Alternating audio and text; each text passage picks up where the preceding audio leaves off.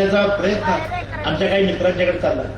मला जाणीवपूर्वक या निमित्तानं सांगितलं पाहिजे, विरोधी उमेदवार जे आहेत ते आदरणीय आहेत, पण यांनी सुद्धा आता स्क्रिप्ट हातामध्ये भाषणाची घेतली की आता अजिंक्य दलाची स्क्रिप्ट आता महाराज साहेबांनी बाजूला ठेवावी, स्वतःचे विचार या निमित्तानं मांडावे आणि त्यांनी त्यांच्या आयुष्यामध्ये काय केलं, लोकसेवा कशा पद्धतीने केली, पुढच्या काळामध्ये सुद्धा ते काय करणार आहेत याचं विजन सुद्धा निवडणुकीच्या निमित्तानं मांडावं.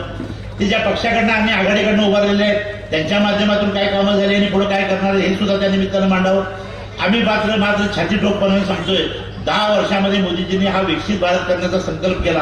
पुढच्या काळामध्ये भारतीय स्वातंत्र्य 2047 मध्ये 100 वर्ष होते, तोपर्यंत हा देश पूर्णपणानं विकसित झालेला असेल अशा पद्धतीची ताकद आणि शक्ती या माणसाच्या या देशाच्या मनामध्ये निर्माण करण्याचं काम, ऊर्जा निर्माण करण्याचं काम आदरणीय मोदी साहेबांनी केलं.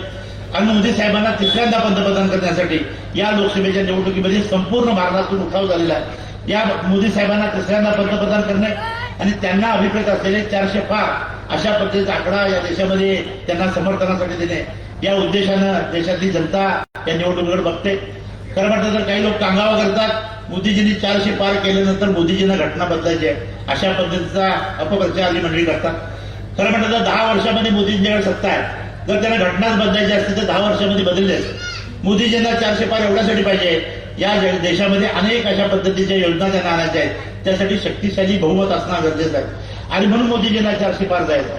पण ही मंडळी मात्र कुठल्याही निवडणुका आलेल्या गळा काढण्यामध्ये एक्सपर्ट आहेत. आता मुंबईच्या महापालिकेच्या निवडणुका कधी होणार आहेत माहिती नाही, पण अनेक दिवस सांगतात महापालिका निवडणुका येणार म्हणून. मुंबई महाराष्ट्रातून तोडण्याचा डाव हा आमचा तुमचा आहे आणि म्हणून अशा पद्धतीनं कांगावा करणारी मंडळी एका बाजूला आणि विकासात्मक व्हिजन सांगणारी मंडळी दुसऱ्या बाजूला, या पद्धतीची निवडणूक या देशामध्ये लोकसभेच्या निवडणुकीच्या निमित्तानं होतंय. कागद अवघा खऱ्या अर्थानं शाहू फुले आंबेडकरांच्या विचाराचा वारस आहे आणि म्हणून इथं कांगावाखोरांनी कांगावा करून काही मते इकडे तिकडे होणार नाही. इथं सत्य आहे ते सत्यच मांडण्याची भूमिका घेतली पाहिजे, चुकीचं आहे ते चुकीचं आहे म्हणण्याची भूमिका घेतली पाहिजे आणि ती भूमिका आजपर्यंत कागदची जनता घेत आली. आणि म्हणूनच माझे वडील कैलासवासी सदाशिवराव मंडलिक या मतदारसंघातून 4 वेळा आमदार झाले, 4 वेळा खासदार झाले. माझ्यासारख्याला सुद्धा आपण संधी दिली आणि संधी असताना थोडी थोडकी नाही तर मागच्या निवडणुकीमध्ये जवळ 70,000 मताचं मताधिक्य मला दिलं.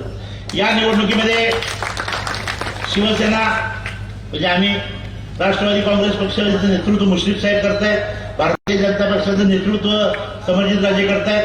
आम्ही तिन्ही मंडळी एकत्र आलो तर मला वाटते त्याच्या पुढचं लीड 90% किती असतील ते असतील, पण त्याच्या पुढचं लीड मला मिळाल्याशिवाय राहणार नाही या पद्धतीने विश्वास मला आजच्या दौऱ्याच्या निमित्तानं प्राप्त झाला. खरोखरच कागदची जनता एकदा पेटून उठली तर काय करू शकते त्याचं प्रत्यंतर अनेक वेळा आलेलं आहे. आणि मग 2009ची लोकसभेची निवडणूक सहज आठवा, त्या निवडणुकीमध्ये कुठलीही नेते मंडळी नाहीत, पण जनतेने ती निवडणूक हाताळली. परवाच्या मोदी साहेबांच्या निवडणुकीच्या सभेच्या निमित्तानं आपण बघितलं, जनतेचा उत्स्फूर्त प्रतिसाद मोदी साहेबांनी मिळाला आणि मोदी साहेबांनी आपल्या सर्वांना जिथं जे उपस्थित होते त्यांना एक निरोप घराघरापर्यंत सांगायला सांगितलेला आहे. त्यांनी सांगितलंय मोदीजींनी प्रत्येक घरामध्ये जावा आणि मोदीजींचा सप्रेम नमस्कार लोकांना सांगा. मोदीजींनी आतापर्यंत योजना आणलेल्या आहेत त्या तुमच्यापर्यंत पोहोचल्या का नाही याचा निरोप त्यांनी विचारा आणि खऱ्या अर्थानं मोदीजींच्या योजना जर घराघरापर्यंत पोहोचल्या असतील तर पुन्हा एकदा मोदीजींना समर्थन द्या अशा पद्धतीने निरोप दिला. आणि या निवडणुकीला अजून 6-7 दिवस आहेत. या 6-7 दिवसामध्ये या इथं बसलेल्या सर्व प्रमुख कार्यकर्त्यांना माझी विनंती आहे, घराघरापर्यंत जाऊन मोदी साहेबांचा हा निरोप पोचवा. निश्चितपणानं भारतीय जनता मोदी साहेबांचा निरोप हा त्यांनी हृदयामध्ये साठवलेला आहे, पण अधिक ताकदीने या निवडणुकीत मतदान करतील. या निवडणुकीमध्ये माझं चिन्ह धनुष्यबाण आहे, धनुष्यबाण समोरचं बटणं दाबून अधिकाधिक मताधिक्य देऊन मला पुन्हा एकदा या विभागामध्ये लोकसेवेची संधी आपण द्यावी एवढीच विनंती करतो. वेळ उशीर झालेला आहे, मुश्रीफ साहेबांना बोलायचं आहे. मुश्रीफ साहेबांनी सविस्तर बोलावून सांगितलं, 5 मिनिटात बोलतो म्हणले, तर आला वाघ आला फोन टाकल मला वाघ म्हणून मी थांबतो. आणि पुढच्या काळामध्ये या निवडणुकीच्या माध्यमातून 2 गोष्टींचा उल्लेख करायचा राहून गेला.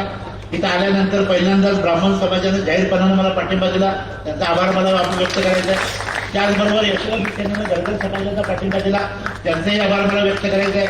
आणि मोदीजींची सभा जशी झाली त्यानंतर प्रचंड अशा प्रमाणावर आपल्याला पाठिंबाचा ओघ सुरू झालेला आहे आणि म्हणून मोदींजींच्या निमित्तानं मोठा पाठिंबा मिळतोय म्हणून आपण थांबायचं नाही, तर शेवटच्या क्षणापर्यंत ज्या पद्धतीने शेवटचा बॉल पडताना 6 बसते तशाच पद्धतीने शेवटच्या दिवसापर्यंत या प्रक्रियेची रचना अशाच पद्धतीने चालू ठेवावी. आणि कागल तालुका मुन्ना साहेब म्हणाल्याप्रमाणे कागल तालुक्यामध्ये इतर मतदारसंघापेक्षा जास्त कसं लीड मिळेल या पद्धतीचं काम निश्चितपणानं आपण कराल या पद्धतीची इच्छा व्यक्त करतो. या सभेला उशीर झाला असताना सुद्धा मला वाटतं अजून जेवढं करायचे असतील माता भगिनी सगळे इथे बसलेले आहेत, सगळी लोकांची राहायला नको. मी थांबतो.